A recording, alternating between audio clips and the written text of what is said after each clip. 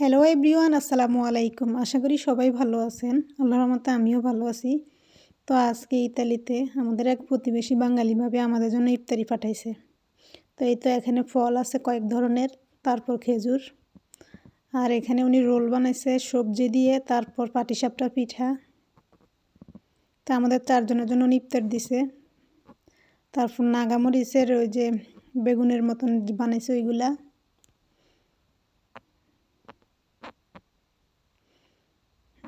এখানে দেখতেছি বুট রান্না করছে। তারপর উনি এই তো বিরিয়ানি রান্না করছে। তো উনি এগুলো আমাদের জন্য আজকে পাঠাইছে।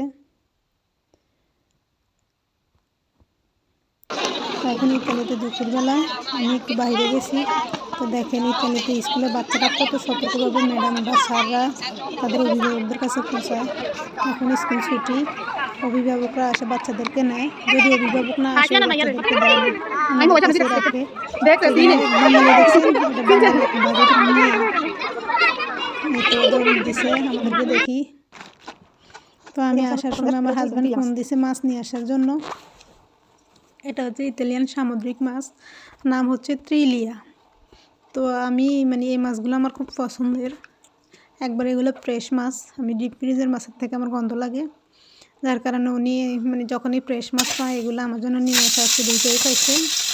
তো এগুলো একটু মোটামুটি বড়ো সাইজের, ছোটো সাইজেরও আছে। আজকে এই দুইটাই খাইছে,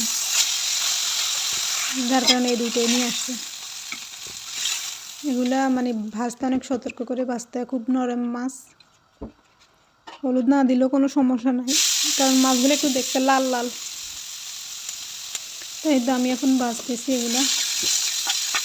পেঁয়াজগুলো একটু লাল লাল করে নিব। তেমন একটা মশলা আমি দিব না এখানে, শুধু হলুদ দিব, মরিচ আর পেঁয়াজ, লবণ, জিরা দিব না, রসুনও দিব না, কারণ এগুলো একবারে তাজা মাছ, এত মশলা না দিলেও চলে।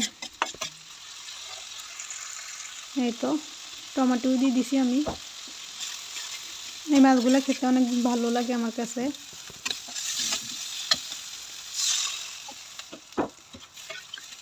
একবার এগুলো তাজা তাজা মাছ। তো এগুলো আমরা ভোর রাত্রে খাবো, সন্ধ্যা রাত্রে আমরা আর ভাত খাই না। ইফতারি করলে একটু ভারী করে ইফতারি করলে আর খাওয়া লাগে না, খেয়ে দাও লাগে না। এই তো মোটামুটি হয়ে গেছে মাছগুলো।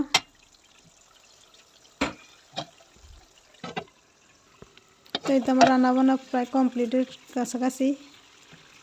এগুলো হচ্ছে আমার গাছের ধনিয়া পাতা দিয়ে দিছি। তো এই তো মাছ হয়ে গেছে, এখন আমি ইফতারের আয়োজন করব।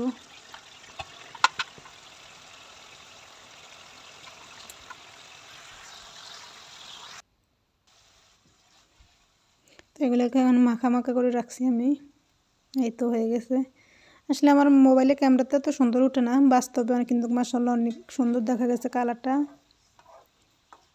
এই আর কি, আমার বোনকে যখন আমি ভিডিও কলে দেখাইতে বলতেছে হালকা হালকা দেখা যায়, কিন্তু বাস্তবে কালারটা অনেক সুন্দর। এই তো আমার মাছ হয়ে গেছে। তো এতদিন ইতালিতে দেখলাম তরমুজ, কাটা তরমুজ বিক্রি করে, কিন্তু আজকে আমি দেখলাম আমার হাজব্যান্ডে আগে নিয়ে আসছে গোটা গোটা, কিন্তু আজকে এক পিস নিয়ে আসছে। দেখেন অর্ধেক, একটা তোর পেঁপের অর্ধেক। এই অর্ধেকের দাম হচ্ছে 4 ইউরো 33 পয়সা, বাংলার 550 টাকার মতন। দেখেন কিন্তু এমনি পেঁপেগুলো খাইতে ভালোই লাগে, মিষ্টি আছে, যার কারণে উনি বারবারে নিয়ে আসে। তো আগে তরমুজ কাটা দেখছি বিক্রি করে, পেঁপে কখনো দেখি নেই। আমি আজকেই প্রথম দেখছি তরমুজও কাটি বিক্রি করে। তো সবাই ভালো থাকবেন, আল্লাহ হাফেজ।